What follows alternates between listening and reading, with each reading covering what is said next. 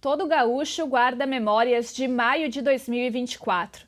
A água, os resgates, as pontes interrompidas, a corrente de solidariedade foram dias que mudaram a rotina de milhões de pessoas.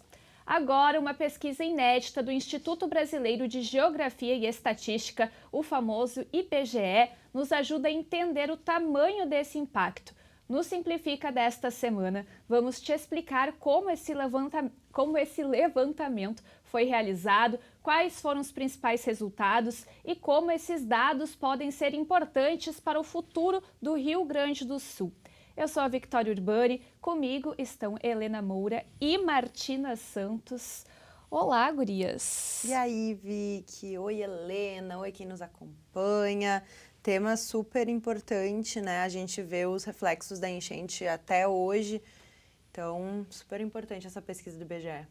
Tema delicado, sensível e não tem como a gente esquecer um negócio que a gente nunca viu e nunca imaginava passar por isso, né? Aqui, a 1,5 quadra do Parlamento Gaúcho, para cada lado tinha água. Foi um negócio assustador, surreal. E agora, em julho, quando a gente está gravando esse programa, tá chovendo no Rio Grande do Sul, então sempre bate aquele receio de viver tudo isso novamente, mas dessa vez a gente tem mais ferramentas, mais uma rede para que isso não volte a se repetir, né? Faz uma semana que tá chovendo aqui constantemente agora e infelizmente alguns rios já extrapolaram a cota e muitas pessoas também já saíram da casa, né? Já estão desabrigadas. Sempre importante, só para não ficar datado, a gente está gravando dia 27 de julho, então caso aconteçam mais informações que a gente não traga por aqui, a gente está gravando esse programa no dia 27 de julho. Muito bem lembrado, muito bem ressaltado, Martina. Mas afinal, gurias, como é que a gente mede o impacto de uma tragédia? Vamos dar sequência então aqui, né? Quando a gente ouve falar no IBGE, lembramos logo do censo demográfico, aquele levantamento que acontece de tempos em tempos e mostra como vive a população brasileira. Mas dessa vez foi diferente. O Instituto resolveu olhar para um momento muito específico da nossa história recente. O nome dessa pesquisa, gurias, a gente está aqui numa dúvida, tá? É PEERS, P-E-R-S? Não sei, tá? É uma sigla para pesquisa especial sobre as enchentes de 2024 no Rio Grande do Sul. P-E-E-R-S. Eu acho que é PERS. PERS? PERS. PERS. Eu confesso que eu li PEERS. Fiquei influenciada pela Vicky, pra mim é PERS. Pra mim é PERS também. Bom, não sei, cada um aí na sua casa vai guardar no seu coração o nome da pesquisa. E o objetivo dela é bem direto, entender de fato o que aconteceu com quem viveu aqueles dias. E olha só, a pesquisa nasceu dentro de uma força-tarefa criada pela Presidência da República para ajudar o Rio Grande do Sul depois da tragédia. O IBGE até criou um laboratório de inovação só para dar conta desse trabalho, chamado de Singed Lab. Também fico meio na dúvida em relação à pronúncia. Singed não, mas Lab, acho que tá certo. Singed Lab, não sei. Singed, eu acho que é. Meio abrasileirado, assim. Agora vamos ficar discutindo todo o programa. Como é que a gente vai pronunciar as siglas? Mas, Vicky, teve uma novidade bem grande no jeito de fazer a pesquisa. Pela primeira vez na história do Instituto, uma pesquisa domiciliar foi feita 100% pelo telefone. Nada de bater de porta em porta, viu? Tudo, a entrevista inteira telefônica. E a coleta começou no dia 15 de setembro do ano passado e foi até 27 de fevereiro desse ano. O estado foi dividido em 7 regiões e cada uma recebeu as ligações em uma época diferente. Começou por Porto Alegre e foi passando por cidades como Caxias do Sul, Santa Maria, Pelotas e Uruguaiana. E não foi pouca gente que deu entrevista não, viu, Martina? Foram mais de 30 mil domicílios entrevistados em 133 municípios que decretaram situação de emergência ou calamidade por causa das chuvas. Para participar, a pessoa precisava ter mais de 14 anos e ter morado naquele endereço na época da enchente. E esse questionário ele foi bem completo, gurias. Perguntaram sobre danos na casa, falta de água, luz e internet, dificuldade para se locomover, atendimento médico, resgate e também como ficou a situação de trabalho, de estudo e a qualidade de vida de cada família depois de tudo isso. Antes de compartilharmos os resultados da pesquisa do IBGE, que tal a gente fazer a nossa própria pesquisa in loco? Então, vamos com a Raquel Teixeira. Olá, meninas do Simplifica. Como dito anteriormente, em maio de 2024, o Rio Grande do Sul passou pela maior tragédia climática da sua história.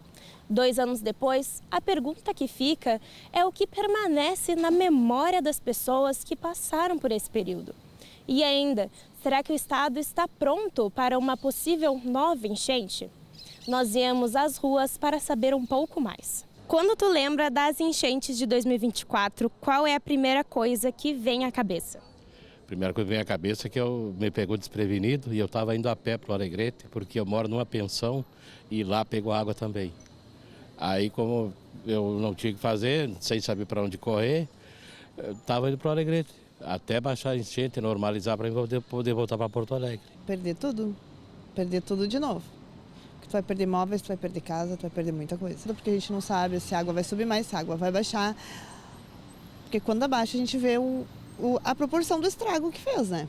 É um fato inesquecível na cidade, né? Quem passou por isso teve perdas, teve um trauma, né? Toda vez que chove agora no Rio Grande do Sul fica essa lembrança, medo, né? Então, tomara que não repita, né? Que seja uma coisa que todo mundo supere. Do ponto de vista das instituições, né? As instituições funcionaram muito bem, inclusive a própria Assembleia Legislativa, que tem um papel importante nessa retomada de normalidade. Perder tudo, né? Foi uma coisa que eu perdi tudo, perdi minha casa, perdi tudo. Para me reconstruir foi difícil. Agora, né, estou indo aos poucos, ainda na média. E agora tá para vir uma nova enchente, ainda tô com medo, né? Porque agora eu tenho um neném pequeno. E na época que teve enchente eu não tive, daí eu fui para um abrigo, fiquei. Agora eu tô me recompondo aos pouquinhos, né? Tu acha que o Rio Grande do Sul tá preparado para enfrentar uma nova enchente? Olha, segundo as autoridades dizem que está, mas não está descartada a possibilidade de ter outra enchente, apesar de todos os preparativos, né? Que é o que se comenta aí, que eu vejo na internet, no rádio, nos jornais, na TV. Não está preparado. Não. Olha, eu quero acreditar que esteja, né? Que se o pessoal não aproveitou essa experiência, né, para se preparar, se bem que falta muito para a gente organização, mas eu acredito que sim. Eu acho que surgindo outra situação dessa, nós vamos saber proceder, né? Tem alguns comportamentos que essa passagem aí recente nos ensinou. Não. Acredito que se vier uma nova enchente, eu acredito que ninguém está preparado. Acredito que vai ser pior. Muito obrigada, então, a Raquel, que é a nossa correspondente oficial das ruas aqui do Simplifica. E a gente vê que as respostas, né, do pessoal mostram o que o IBGE tentou medir com essa pesquisa. A gente percebe que os impactos não foram só nas ruas alagadas. E então, Vicky, o que dizem esses números? O que essa pesquisa encontrou? Bora lá. Olha só que impressionante, Martina. Segundo o IBGE, mais de 6 milhões de moradores foram afetados pelas enchentes na área pesquisada. Isso em mais de 2 milhões e 300 mil domicílios. E Vicky, em mais da metade dessas casas, 55,5% teve algum tipo de dano na estrutura. Quase 90% registrou alguma ocorrência por causa da enchente, principalmente falta de água e luz, que atingiu quase 67% das residências em algum dos dois casos. E o próximo dado, gurias, me chamou bastante atenção. Em 67,5% dos domicílios, pelo menos um morador teve a saúde mental afetada pela enchente. Na região de Porto Alegre, esse número sobe para 73%. É muita gente, hein? E a pesquisa também classificou o tamanho do estrago nas casas. 81.272 domicílios ficaram destruídos. 3,5%. Outros 190 mil ficaram muito danificados, quase 9%. Somando as situações mais graves, quase 12% das casas ficaram numa condição de máxima precariedade. E, gurias, esse impacto ele não parou só nas casas. Mais da metade das famílias, 58%, disse que teve a vida social ou convívio com parentes e amigos interrompido. E 57% teve dificuldade para chegar no trabalho, na escola ou na creche. E é essa dificuldade de se deslocar que mexeu diretamente na rotina de quem trabalha. O IBGE fez um recorte só sobre isso. Antes das enchentes, mais de 3 milhões de gaúchos com 14 anos ou mais estavam trabalhando. Durante o desastre, 1.700.000 dessas pessoas precisaram parar. Não tinha como, dependendo do lugar que tu mora e trabalha, muitas pessoas não tinham como realmente trabalhar, né? Perderam suas casas. Não tinha nem cabeça não pra isso, tinha né? cabeça. E até ia comentar contigo antes, Martina, quando eu tava falando ali do convívio, né? Eu sou de São Gabriel, Martina do Alegrete, então a gente não tinha nem como ir pra casa, porque a 200 estrada, né? não tinha estrada, 290 ficou interrompida. Pra te ir pra tua casa, tu tinha que ir até Rio Grande, pegar uma balsa, tipo, dava 19 horas, um negócio que não tinha como. Sim, meu pai é veterinário e ele queria vir pra cá pra ajudar nos abrigos e não conseguia, né? Então até esse tipo de ajuda foi difícil pela questão dos transportes e de deslocamento, né? Foi bem complicado, né? Impactou todo mundo de uma forma. Isso que tu falou me lembrou que a minha família, né, que mora no Vale do Taquari, ficou completamente incomunicável. A gente não conseguia nem ter notícias de como é que estava a situação por lá, porque já não tinha nem mais como fazer uma ligação, né? Foram Sim, dias de não tinha muita sinal. Foram dias de muita apreensão. Não, e todo mundo conhece alguém, né, que perdeu tudo. A nossa coordenadora aqui do programa Simplifica, a Letícia Malman, mora em Canoas e perdeu a água, tomou conta da Era casa de dela, assustar né? as imagens que ela compartilhava, Muito né? triste. Bom, quer dizer, mais da metade de quem trabalhava antes da chuva, 56%, ficou impossibilitada de trabalhar no período mais crítico da enchente. E eu me incluo nessa porcentagem, gurias, porque a água chegou na minha rua, foi evacuação no prédio e eu tive que ir para a praia, porque não tinha como ficar na minha casa. A minha rua ficou em estado de alerta, assim, mas não chegou a pegar, a gente ia ficar ilhado, mas não chegou aí. Às vezes a água não chegou, mas tu ficou sem luz, sem internet. Exato, foi afetado de outras formas, né? Nem sinal eu tinha no meu prédio. Se eu queria ligar pra minha mãe, não pegava sinal. Sim. Um negócio complicado.